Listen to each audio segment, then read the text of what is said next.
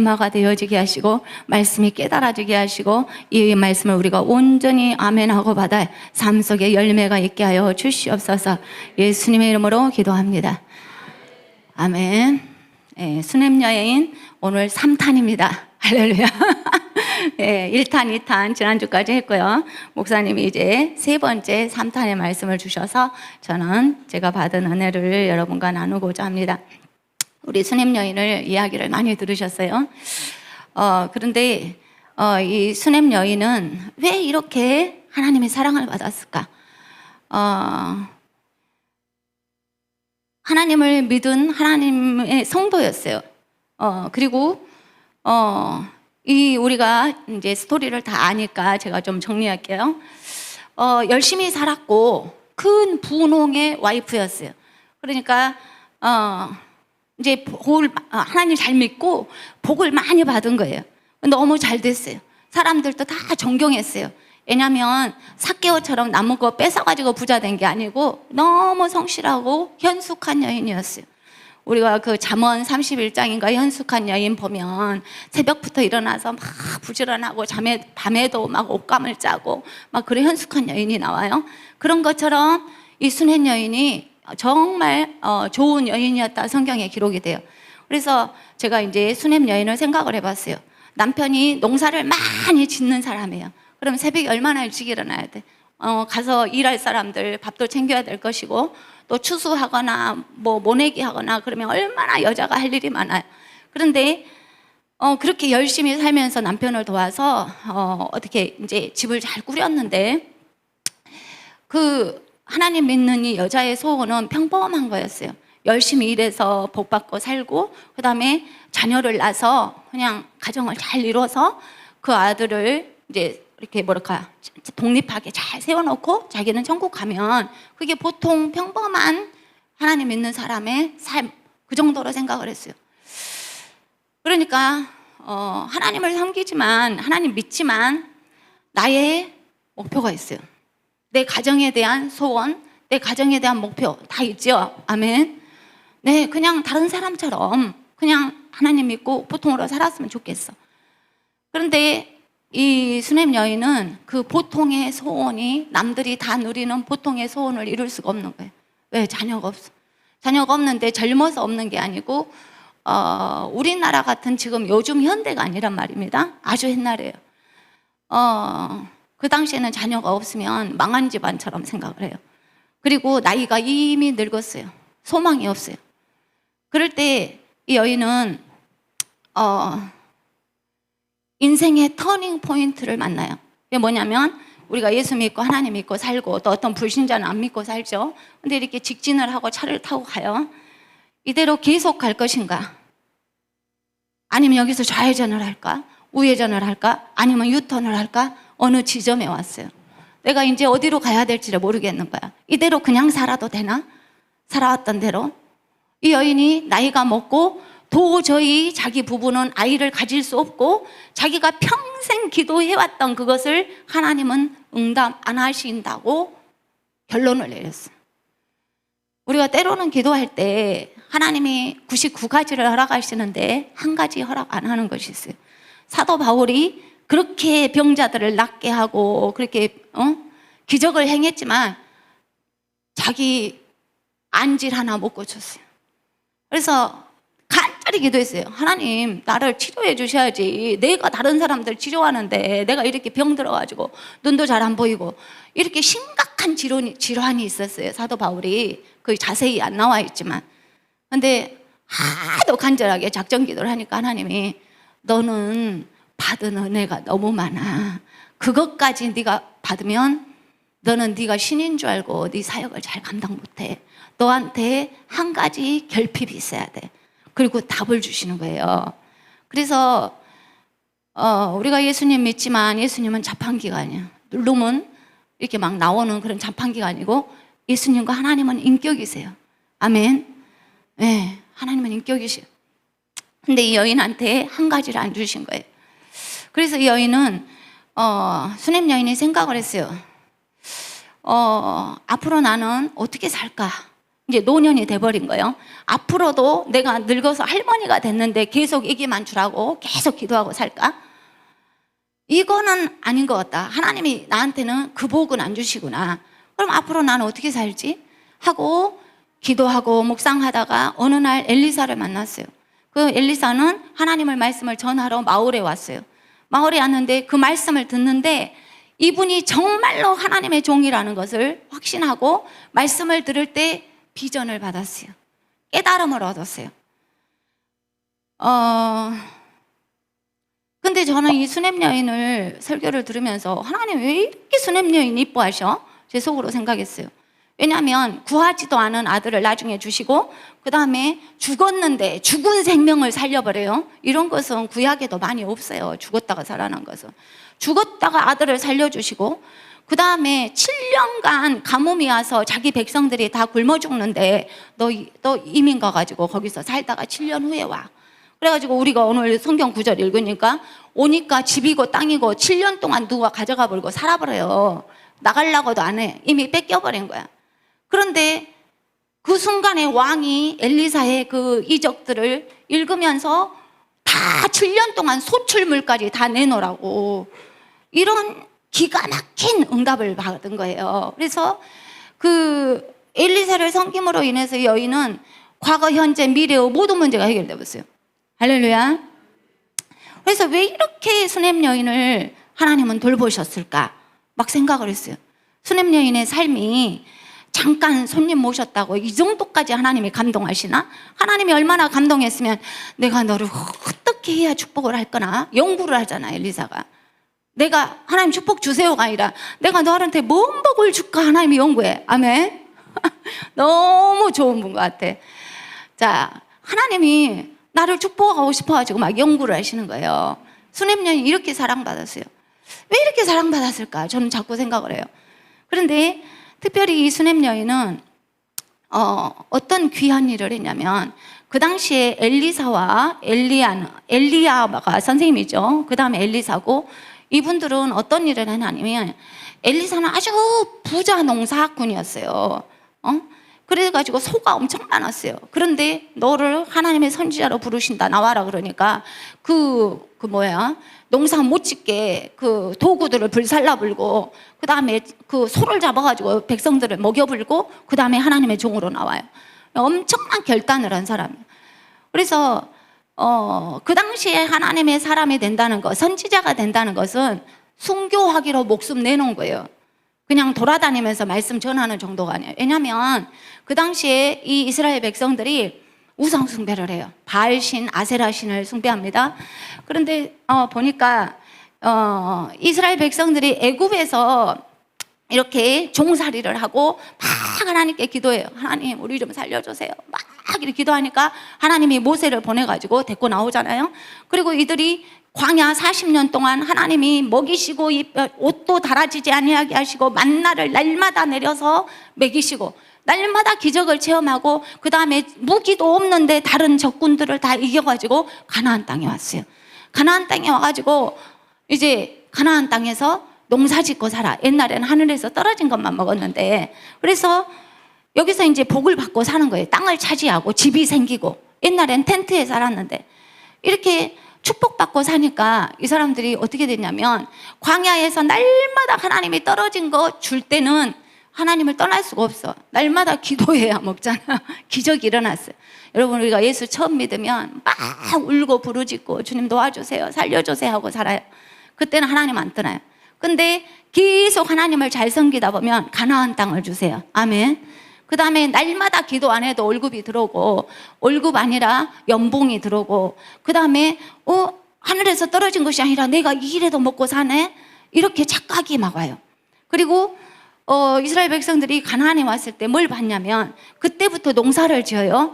그런데 그 가나안 땅의 신이 바알신이야. 농사의 신. 그래서 바알신에게 볕단을 드리고 제물을 드려야 농사가 잘 돼. 그리고 날씨를 좋게 해주는 신이래요. 그 바알신이.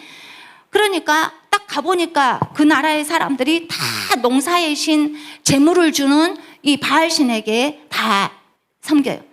그러니까 이 세상 사람이죠. 한마디로 하나님 안 믿는 사람, 그 사람들 문화에 동화가 되기 시작해요. 그래가지고 무엇보다도 왕이나 왕비 위에 사람부터 하나님을 버리고 바알신 우상 숭배에 들어가요. 백성들도 왕이 그러니까 다 따라가 버려요. 옆집도 그러고 내 집도 그러고 그러면 그 문화에 따라가요. 이것이 세상 문화예요. 여러분, 우리가 인터넷 뉴스 또 세상 돌아가는 거 계속 보면 이래도 괜찮네? 막 그런 것이 보여. 우리가 옛날에 저는 그 우리나라의 법들이 개정되는 것이 너무 속탈 때가 있어요. 옛날에 우리 간통죄가 있었잖아요. 근데 간통죄를 없애버렸어요. 그러니까 이제 담대하게 뉴스에 나와서 뻔뻔하게 해요. 왜? 법에 안 걸리는데 그런 이상한 법을 제정해.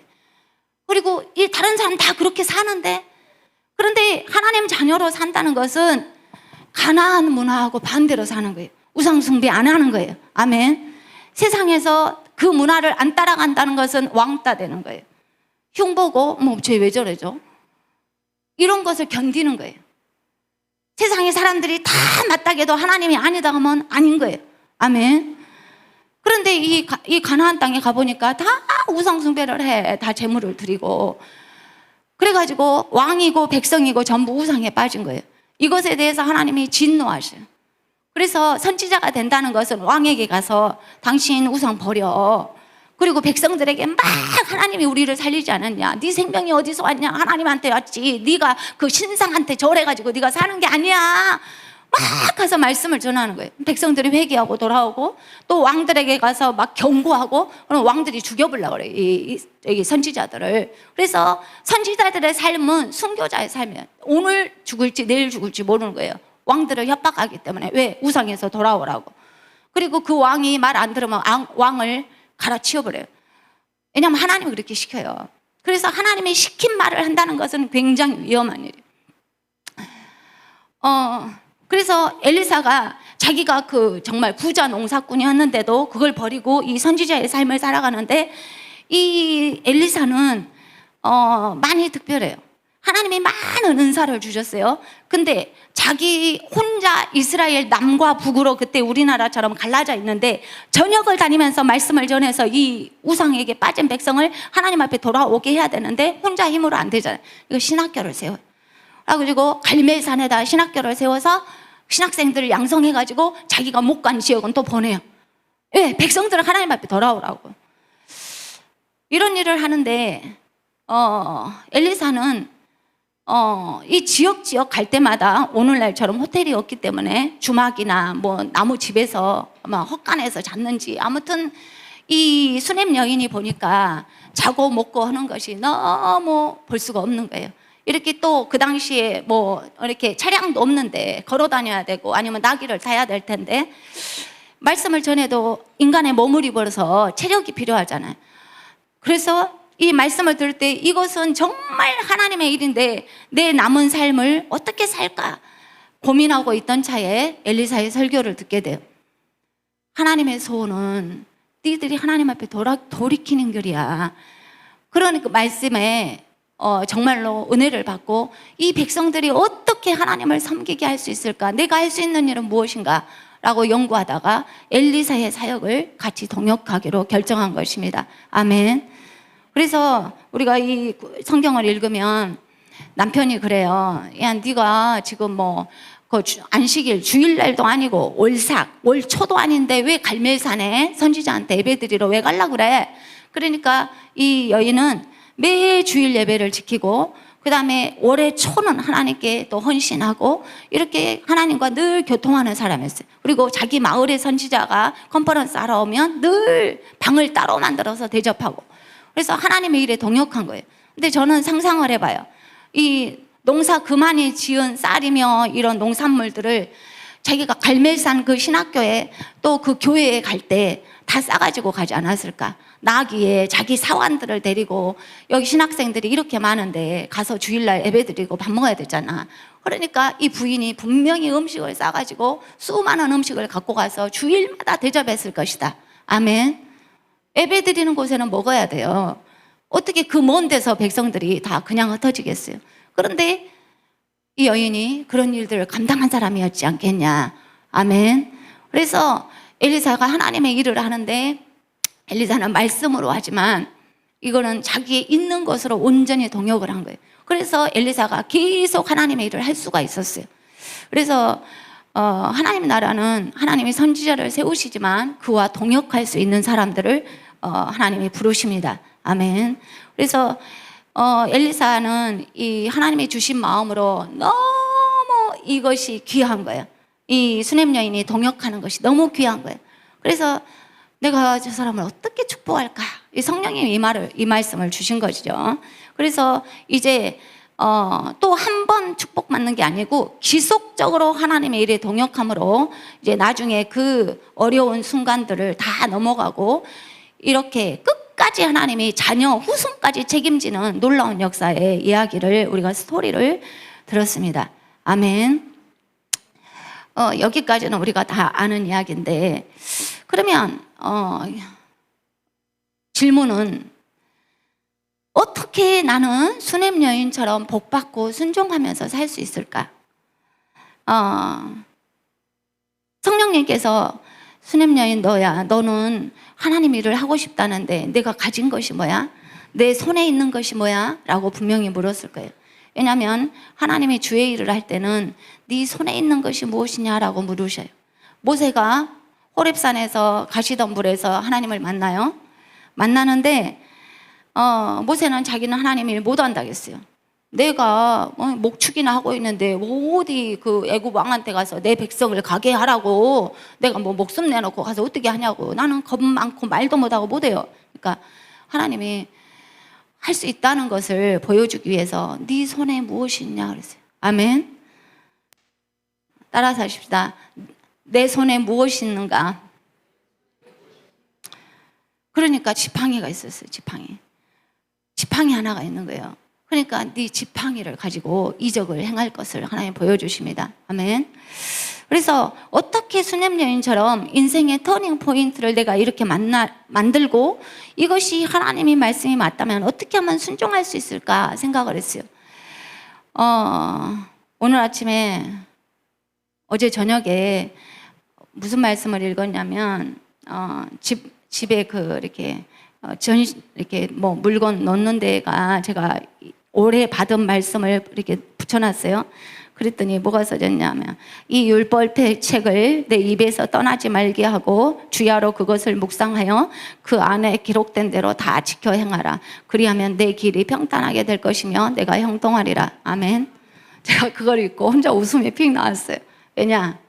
하나님 누가 몰라요? 이 안에 기록된 대로 다 지켜 행하라고요. 주님 말씀이 수천 가지인데 내가 다 행하라고요. 나는 그렇게 다 행할 능력이 없어요. 그래서 혼잣말을 하는 거예요. 근데 하나님 뭐냐면 그러면 네 길이 평탄하고 너 잘 돼. 형통, 성공해. 멋진 삶 살 수 있어. 이렇게 하시는 거예요. 하나님 나 형통하고는 싶은데 다 행하라고요. 다는 못 하겠는데 내가 어떻게 이 말씀을 그대로 다 행합니까? 또 혼자 하는 거예요. 근데 제 마음속에서 야, 네 힘으로 하냐? 하나님의 능력 주시면 하지. 또 그런 생각이 들어요. 아멘. 말씀을 행하는 것조차도 내 힘으로 할 수가 없어요. 성령께서 행할 수 있는 능력을 주셔야 가능합니다. 아멘. 그래서 어떻게 하면 내가 이렇게 인생길을 가는데 내가 내 차가 지대로 살아도 되는가? 직진해도 되는가? 아니면 이 부분에서 내가 좌회전을 해야 되는가? 아니면 유턴을 해야 되는가? 터닝 포인트. 여기서 생각을 해야 돼, 우리가. 근데 우리는 수냄 여인처럼 하나님이 내 과거, 현재 모든 미래 문제를 해결해 주시기를 원해요. 아멘. 여러분 아멘이세요? 난 복 받고 싶어요.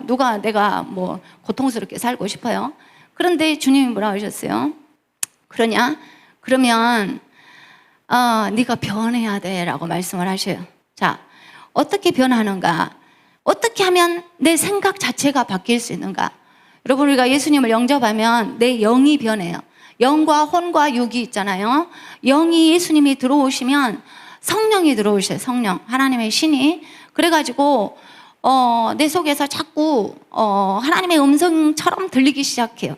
말씀을 듣고 찬송을 할 때 깨달아지기 시작하고 눈물이 나오기 시작하고 세상 살 때는 잘 모르는데 마음속에서 성령이 자꾸 나가 아닌데 어떤 영감을 주세요. 아멘.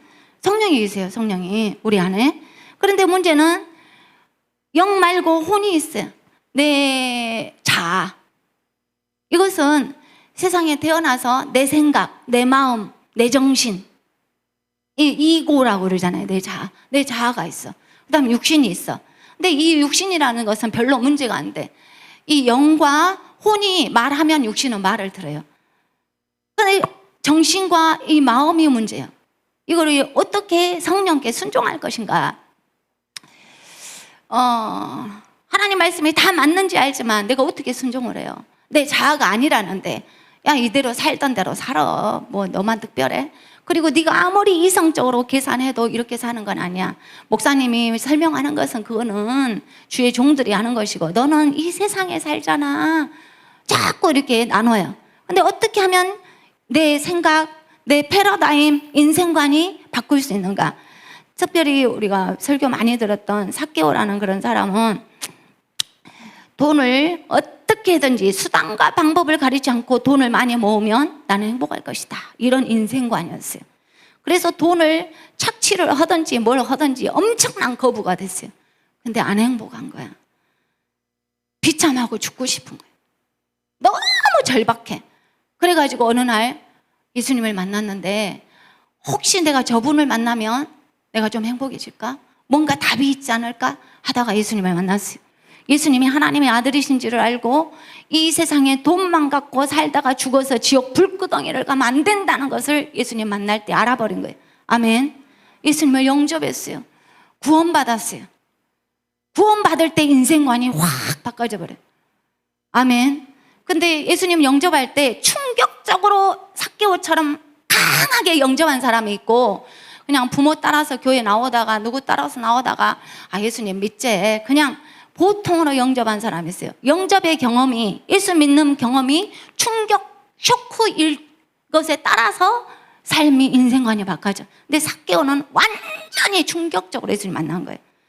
그래서 여러분 우리가 예수를 믿지만 내가 예수 여기 우리 간증 할 때 그 부인이 그 사모님이 자기가 예수 믿는 가정에서 자라났지만 예수님 몰랐다. 교회를 다녔을 거 아니에요. 근데 개인적으로 예수님을 영접했다. 나중에 고등학교 때 이렇게 말을 했어요. 그래서 내가 그냥 교회 다니는 종교 생활을 한다는 것과 예수님이 내 안에 영접돼서 나의 구주가 된다는 것과 또 달라요. 근데 영접은 한 것 같은데 저는 초등학교 4학년 때 그리고 중학교 1학년 때 예수님을 영접을 했는데 내 삶이 내 인생의 인생관이 확 바뀌고 이런 거는 별로 체험하지 못했어요. 그냥 하나님 믿고 그냥 공부 열심히 하고 살아야지 뭐 이 정도였지. 근데 삭개오는 충격적으로 예수님 영접했어요. 왜냐?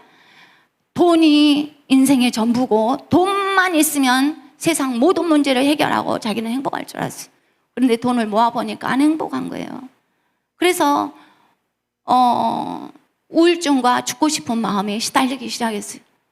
그러다가 이 예수님이 하나님의 아들이시고 자기가 지은 모든 죄를 용서하시고 그리고 이 땅이 전부가 아니고 천국이 있고 이 돈이라는 것이 나한테 행복을 주는 것이 아니구나. 그리고 내가 이제는 예수님하고 동역해야 되겠다 생각을 했어요. 그래서 이 삭개오는 자기가 예를 들어서 그 당시에 굉장히 부자였으니까 예를 들어서 50억이 있으면 내가 25억을 헌금하겠습니다. 이렇게 말을 했어요. 그 다음에 25억이 남았으면 내가 이때까지 남에게 막 뺏었잖아요. 세금이 뭐 5원이면 10원이다 걸고 내가 뺏은 것을 4배를 갚겠습니다. 그 당시에 율법은 누구한테 도둑질하면 5분의 1을 더해서 갚으면 돼요. 근데 자기는 4배를 갚겠대. 그럼 제가 생각할 때 나머지 절반 재산을 그 빼앗았던 거 갚으면 싹 없어져 볼 것 같아요. 그런데 나는 전 재산을 다 내가 노력해서 벌었던 탈취해서 벌었던 이거 주님이 쓰세요. 그 사람이 이 재물을 쓰면서 뭐라고 했겠어요? 예수님이 하나님의 아들이세요. 예수님 믿으세요. 살려면 예수 믿으세요. 계속 구제하면서 예수 믿으라고 전도자가 되지 않았겠어요? 아멘. 나 같은 죄인도 예수 믿고 이렇게 행복하다라고 전도자가 됐을 것입니다. 그리스도와 하나님과 동역자가 됐어요. 아멘. 왜냐? 예수님을 영접할 때 충격적으로 만났어요. 예수님을. 그래서 이런 예수님을 영접할 때 인생관이 바뀌어요. 삶의 어떤 가치관이 바뀌는 거예요. 그런데 또 언제 그럼 내 인생관이 바뀌냐? 예수님의 제자들은요, 예수님을 알고 3년 동안 예수님하고 먹고 같이 살았어요. 그런데 십자가에서 예수님이 우리 죄를 위해서 죽으실 때 다 도망가 버렸어요. 믿는 건 좋아. 난 믿어. 하나님 아들인 줄 알아. 근데 삶의 핍박이나 문제나 시험이 오면 도망가 버려요. 왜? 힘이 없어요. 부인하고 싶어서가 아니라 내 목숨을 죽인다고 할 때는 속으로는 하나님 난 믿어요. 근데 내가 곧 죽게 생겼어요. 나 가짜로 안 믿는다고 할게요. 이렇게 사도 베드로도 그렇게 했어요. 다 도망가 본 거야. 그런데 이 12제자가 언제 충격적으로 인생관이 바뀌냐면 마가다락방에서 성령 세례 받을 때. 아멘. 예수님은 그랬어요. 야, 베드로가 말이야. 사람들이 다 부인해도 난 절대 예수님 부인하지 않아요. 그러니까 예수님이 야, 네가 닭 울기 전에 3번이나 부인할 거야. 그리고 나서 내가 너희들을 3년 동안 그렇게 기적과 은사를 그렇게 베풀어 줬는데도 너희들은 내 일 못해. 그러니까 모여서 기도해. 내가 하늘나라 가고 나서 기도하면 성령을 보내줄게. 너희들이 성령의 능력 세례를 받으면 너희들이 하나님 일 할 수 있어. 아멘. 영접한 거 정도 갖고 되는 게 아니고 성령 세례를 받으래. 아멘. 그 찬양이세요. 자, 구원받으면 인생까지 바뀌어요. 구원받으라. 시작. 구원받으라. 구원받으라. 예수 내게 말씀하셔서 구원받으라. 구원받으라. 예수 내게 말씀하셔서. 아멘. 할렐루야. 구원받았네. 구원받았네. 나는 구원받았네. 할렐루야. 구원받았네. 나는 이절 성령 받았네. 성령 받았네. 성령 받으라. 예수 내게 말씀하셔서 성령 받으라. 성령 받으라.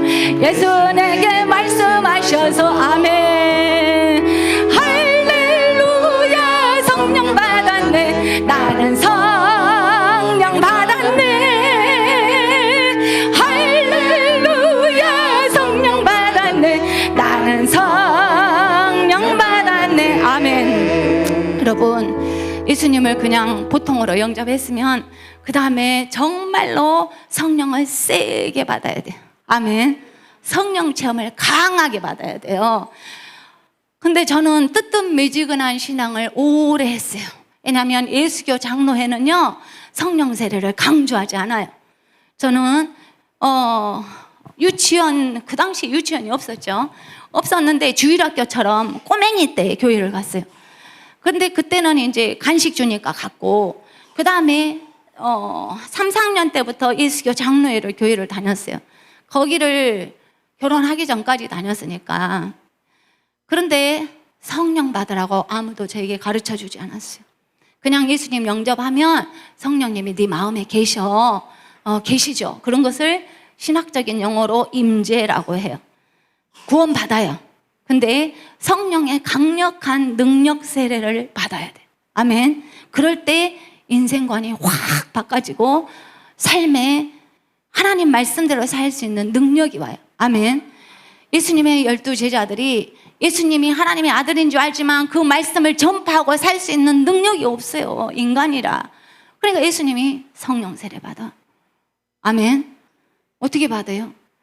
간절히 사모해야 돼. 간절히 사모해야 성령의 능력 세례가 임합니다. 아멘. 저는 그래서 대학교 다닐 때, 아니 고등학교 다닐 때까지는 내가 지금 예수 믿는데 뭔가가 빠졌어. 능력이 없어요. 기쁨도 별로 없어요. 그냥 하나님 믿으니까 열심히 교회를 나갔어요. 주일학교 교사도 했어요. 근데 샘솟는 기쁨? 그 다음에 성령의 능력? 잘 모르겠어요. 그래서 이제 대학교 가니까 시간이 좀 많더라고. 어떻게 하면 성령 세례를 받지? 그러면 나는 그러면 성령 세례 안 받았으면 지옥 가나? 아니요, 난 천국 갈 확신이 있더라고. 말씀 공부는 계속 했으니까. 성경 공부 계속 했어요. 토요일마다. 근데 내 안에 능력이 없고 뭔가가 빠져 있다는 걸 알았어요. 그래서 제가 간절히 사모했어요. 하나님, 저에게 성령 세례 주세요. 이 예수님의 제자들에게 너희들이 모여서 기도해라, 성령을 기다리라, 예수님이 그러셨잖아요. 그래서 그들이 간절히 기도하고 찬양하고 기다릴 때 오순절날 열흘째 성령이 강력하게 임했어요. 아멘. 그래서 제가 순복음교회 청년회 수련회를 아무도 모르는데 50명이 앞에도 섬에서 수련회 하는데 저 혼자 끼어서 거기를 간 거예요. 저도 엄청 용감해요. 조그만 했는데 아는 사람은 하나도 없는데 그 섬에 가는데 2박 3일로 거기 따라가 본 거예요. 부모님한테는 거짓말했어. 어디 CCC 수련회 간다고 했는데 CCC는 성령 세례 하는 데가 아니에요. 그냥 말씀만 가르쳐요. 찬양이나 하고.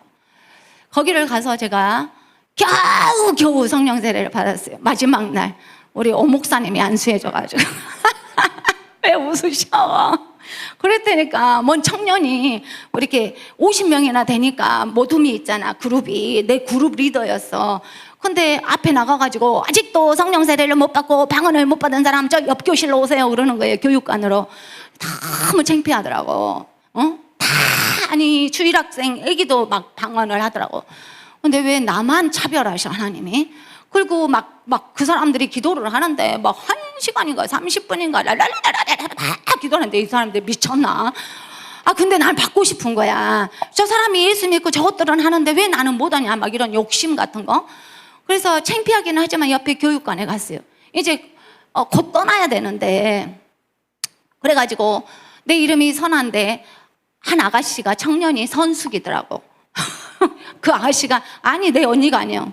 거기 청년이요. 아따 이름도 비슷하네. 내가 그러면서 둘이가 못 받았어. 그리고 초등학생 3명인가 있고. 그래가지고는 막 기도를 하라거더니 어깨에단가 머리에단가 손을 얹는데 그 순간에 막 랄랄랄랄 터져버리는 거야. 할렐루야. 너무 놀래가지고 이제 막 눈물도 나오고 이것이 뭐시여. 그리고는 이제 돌아왔어요. 그래서 성령 세례를 받았는데 그 뒤부터 제 신앙생활이 달라졌어요. 주님이 막 뜨겁게 사랑이 되는 거예요. 여러분, 사랑은 이지적으로 예수님 내 십자가에 죽었다더라. 그럼 내가 사랑해야지, 감사해야지. 이건 이성적인 거예요. 예수님이 십자가에 죽어가지고 예수님 믿어야 천국 간다더라. 이렇게 믿어야지. 이성적인 신앙. 근데 가슴이 뜨거워지기 시작했어. 막 찬양을 하면 눈물이 나오고, 그 다음에 막 주님이 좋은 거예요. 그리고 막 세상이 아름답게 보이고, 이것이 뭔지 모르지만 아무튼 달라졌어요. 그래서 그 성령 세례 때문에 제가 이렇게 목사의 아내가 된다는 이 길을 따라온 것 같아요. 아멘. 그래서 성령의 그 세례도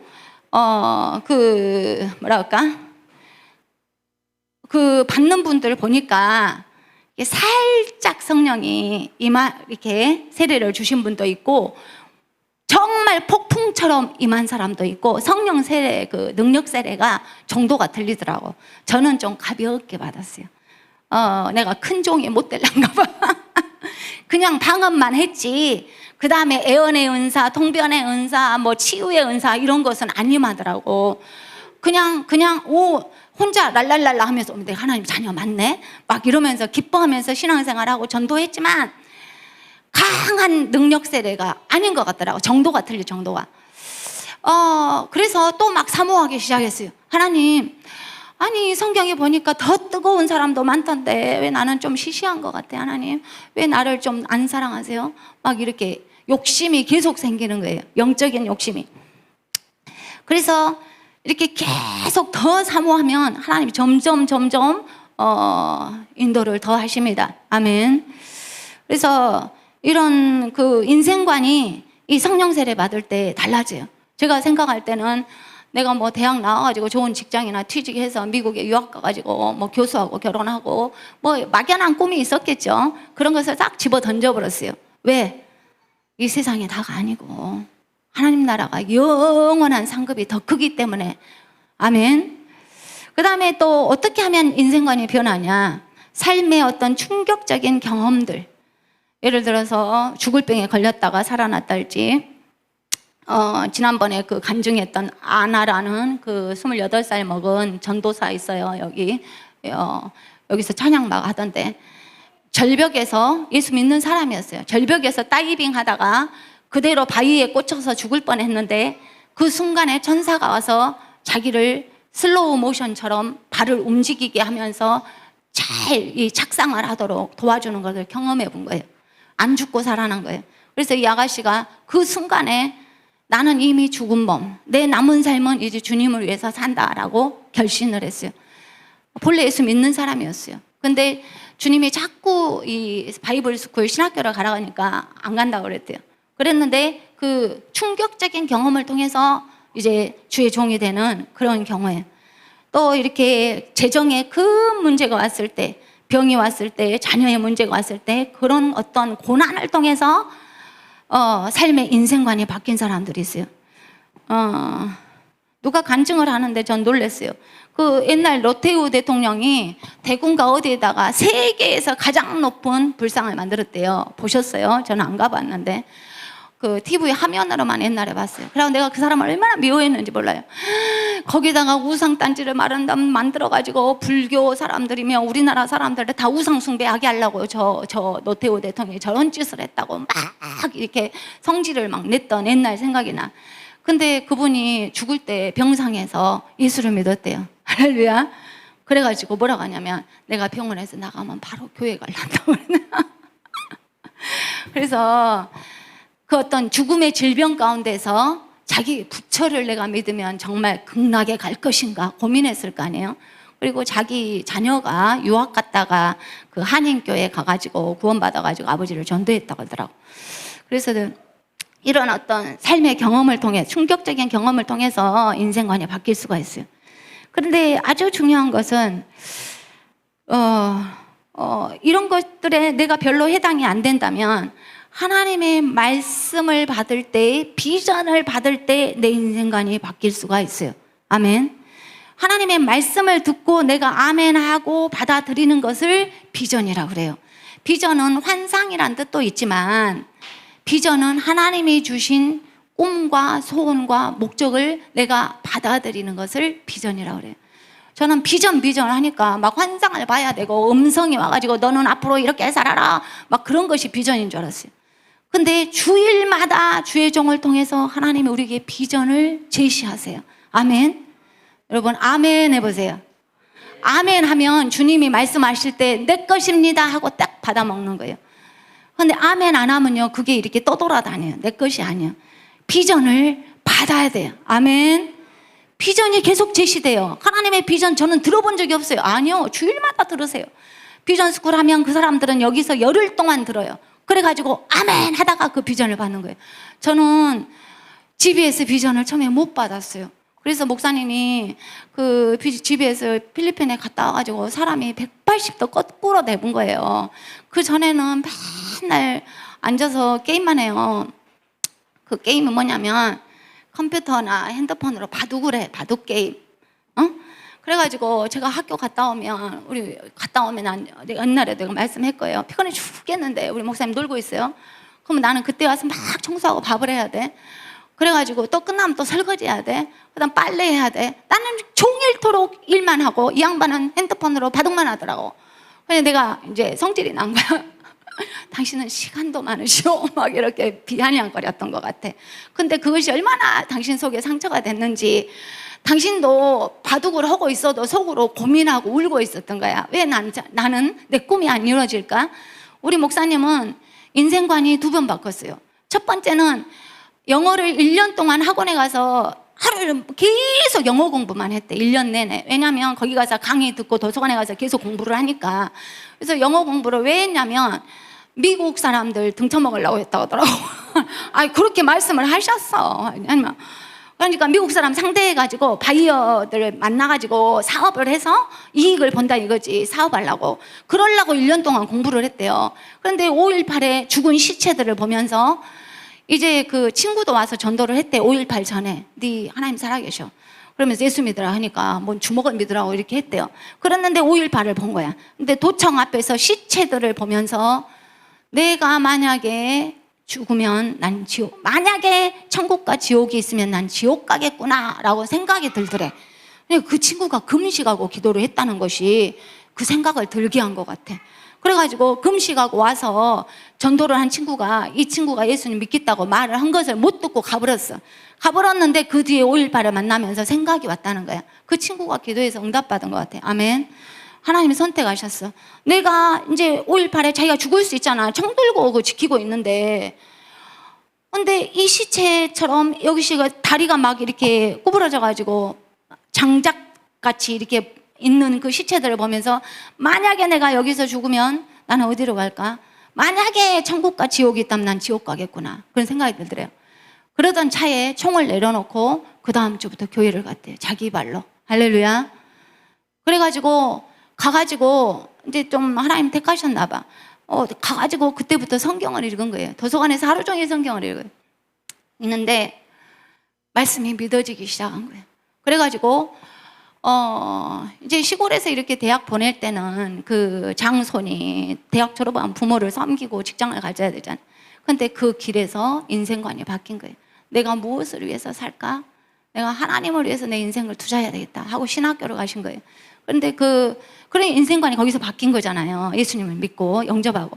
근데 두 번째 바뀐 것은 이제 목사님의 꿈은 광주에서 큰 교회를 이루어서 자녀들 교육 잘 시키고 그냥 사람들한테 존경받으면서 큰 교회, 대교회 목사님이네 명예를 누리면서 평안하게 사는 거였어요. 그리고 그랬는데 하나님이 안 들어주시는 거예요. 평탄한 목회의 삶을 안 들어주셔. 그래서 목사님이 기도했대잖아요. 하나님 나를 이렇게 훈련시켜가지고 내 인생이 이대로 똑같이 산다면 의미가 없습니다. 그럴 때 하나님이 말씀하시기를 비전 스쿨을 통해서 너는 내 종들을 일으키는 사역을 해라. 아멘. 평신도 성도들을 모아서 네가 큰 교회를 모아드리는 그 목회가 아니라 하나님의 일을 하는 울고 있는 종들을 세우는 그 사역을 해라고 소명을 확실하게 주셨어요. 아멘. 그래가지고 그 음성을 듣고 그 다음부터 주의 종들을 위한 사역을 이제 교회 사역과 더불어서 물론 같이 하셨죠. 근데 나는 문제는 GBS 비전을 그때 못 받은 거야. 그래가지고 내가 들어보니까 일주일에 2번씩이나 목사님들을 우리 교회에서 모여서 그 목사님들 사역을 하시더라고. 그러니까 난 이해가 안 되니까 아니 성도들하고 성경 공부를 하시고 교회를 부흥시켜야지 목사님들이 우리 교회에 성도입니까? 헌금을 해줍니까? 목사님들을 도와주면 뭐가 이익이 남냐고 내가 그랬던 것 같아. 그러니까 이해가 안 되니까. 그러니까 이제 그 말이 안 되면 우리 목사님 설명을 안 해요. 자상하게 설명해 주면 좋잖아. 이렇게 이해해봐. 막 이렇게 말을 안 해. 말을. 예, 너 안 통한 것들은 상대 안 한다는 식이야. 가지고 말을 안 하니까 제가 그 비전을 받기 위해서 어떻게 했냐면 도대체 오 목사님이 하시는 일이 지금 이것이 무엇입니까? 내가 이해가 안 돼서 그리고 갔다 와서요 잠을 안 자요. 사무실에서 1시, 2시까지 있어요. 그 전에는 맹 놀던 양반이 퇴근을 안 해요. 뭐 하냐면 책을 번역하느라고. 하루 종일 컴퓨터 앉아서 무엇을 해요.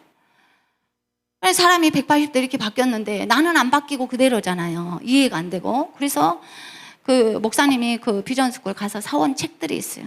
그 책을 하룻밤에 뭐 이렇게 두꺼운 책이었는데 4권을 잠을 안 자고 읽었어요. 하나님 이것이 무엇입니까? 나도 예수님 믿고 지금까지 잘 살아왔는데 뭐가 더 필요합니까? 근데 제가 그 밤을 새고 그 4책을 읽는데 눈물이 나는 거예요. 가슴이 뜨겁기 시작하고. 저는 그 GBS 책을 읽으면서 불을 받았어요. 비전을. 아멘. 감동이 오는데 어떡해. 그래가지고 이제 그게 다가 아니고 제가 못 깨달으니까 하나님이 계속적으로 이렇게 GBS 할 때마다 또 컨퍼런스 따라갈 때마다 이 껍질이 호독 껍질처럼 어떻게 내 자아가 강하니까 이 망치로 이 호독 껍질을 조금씩 금가게 하더라고. 한 번에 탁 깨보면 내가 죽어버릴지 모르니까 조금씩 벌어져 이 머리가. 그래가지고 이 10몇 년, 20년이 다 되는 세월 동안 어느 정도 벌어져가지고 제가 이렇게 협력 사역을 하는 거예요. 아멘. 한 번에 팍 깨지는 사람도 있지만 천천히 되는 사람도 있어요. 그냥 어쨌든 그냥 앉아 있으면 되는 거예요. 아멘. 그래서 이렇게 비전을 받고 인생관과 목회관이 달라진 목사님들이 GBS에 너무 많아요. 로미 목사님, 그레이스 사모님, 제가 어제 유튜브 우리 지난번에 저 없을 때 간증한 거 듣고 은혜 받았어요. 로미 목사님 뭐라고 하셨냐면, 자녀가 넷인데 대학 다녀요, 대학. 근데 목사님 사례비가 정말로 용돈 조금 정도 나와요. 근데 이 애들 어떻게 키울까? 학비는 어떻게 할까? 그리고 집이 없어가지고 1년에 한 번씩 이사를 하는 거야. 학고방 같은데. 그런 데를 평생을 이사 다니다 보니까 너무 힘든 거예요, 이 사역이. 그래가지고 하나님 앞에 울고 있었대요. 하나님, 내가 하나님 일을 하는데 이 애들은 학교를 어떻게 보낼까요? 또 이사 가야 되는데 어떻게 하죠? 늘 근심, 생활의 염려가 막 따라다니는 거예요. 그러다가 여기 비전스쿨을 와이프하고 같이 왔어요. 왔는데 여기서 그분이 비전을 받았어요. 그게 뭐냐면, 너는 네 교인 숫자 늘리는데 집중하고 네 자식들 걱정하고 그것을 놔두고 이 비전을 해라 그랬어요. 하나님이. 아멘. 그러니까 로미 목사님 뭐라 했냐면, 알겠습니다, 내가 주님이 하라고 하신 이 일을 하겠습니다. 그러면 하나님 내 집 아이들 책임져 주세요. 이렇게 기도했대요. 아멘. 그래가지고 돌아가셔가지고 집에서 컨퍼런스를 열고 하는데 그분이 돈이 들겠어요, 안 들겠어요? 사람들을 모아드려야 되고 간식 줘야 되고 그 교회당에 돈이 컨퍼런스 하는데 들어가요.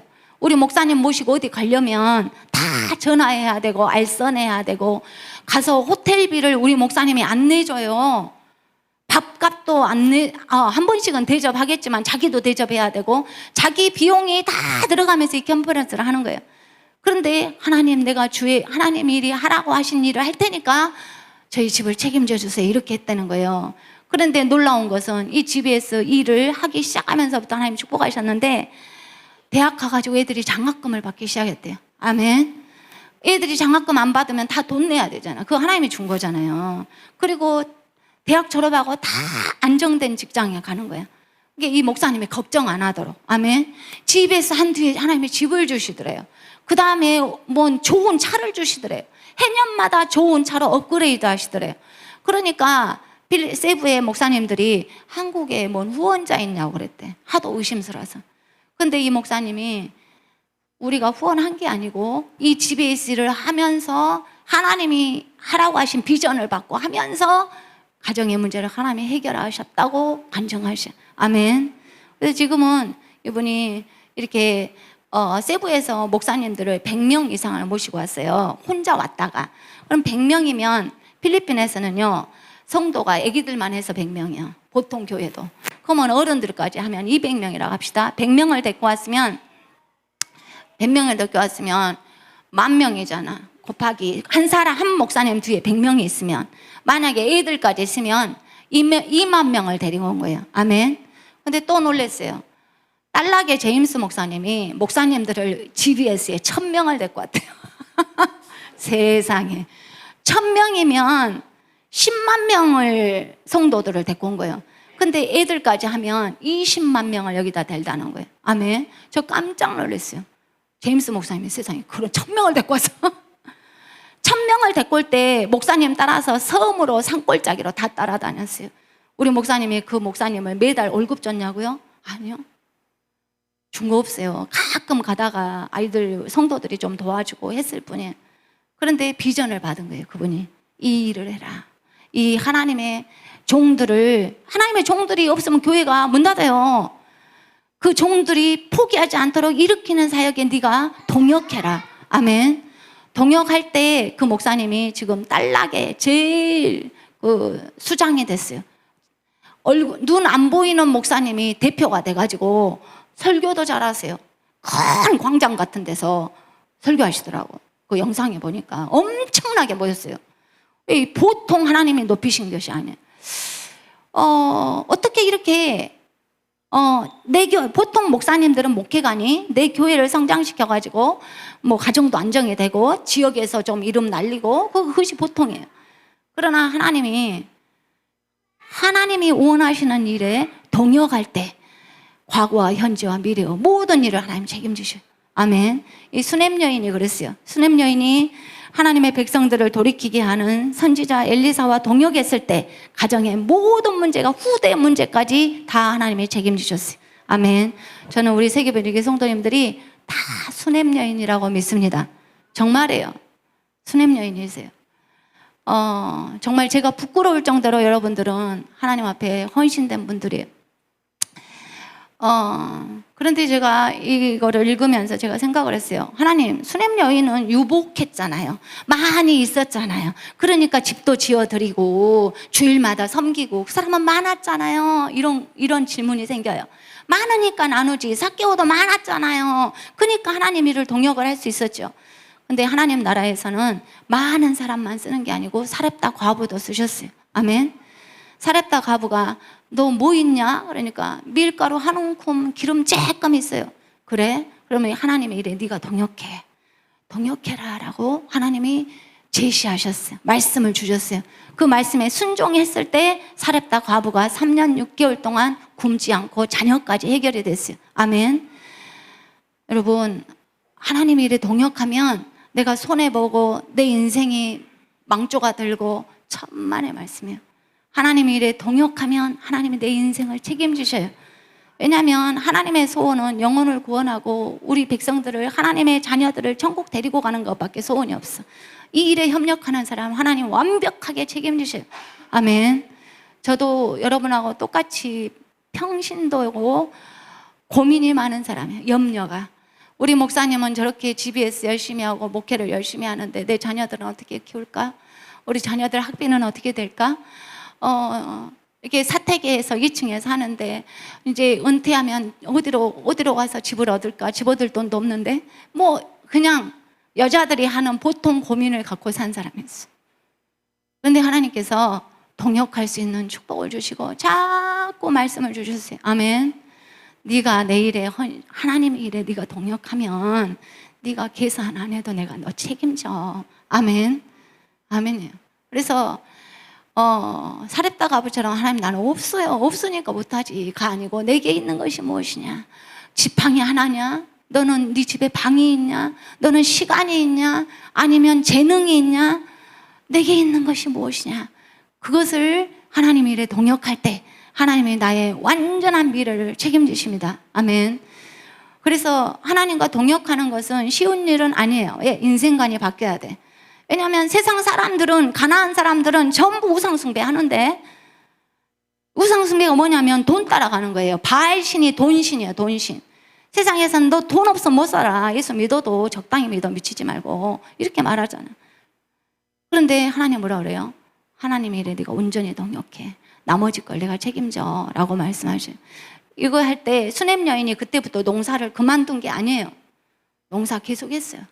그러나 삶의 목적이 이제 내가 곧 죽을 텐데 하나님 나라 이 백성들을 하나님 앞에 돌이키는 일에 내가 동역해야 되겠다 할 때 하나님께서 구하지도 않은 모든 것들을 더하셨어요. 여러분과 저의 삶이 이 수냄 여인의 삶을 살고 있거니와 더 수냄 여인처럼 하나님과 동역하는 삶 되기를 원합니다. 아멘. 우리 일어나셔서 찬양하시고 기도하겠습니다. 성령 받으라. 우리 박수 치면서 찬양하고 주님께 기도합시다. 주님, 나의 이 인생관 패러다임이 변해야 되겠는데 주님 내게 강력한 하나님의 은혜와 말씀과 비전을 주세요.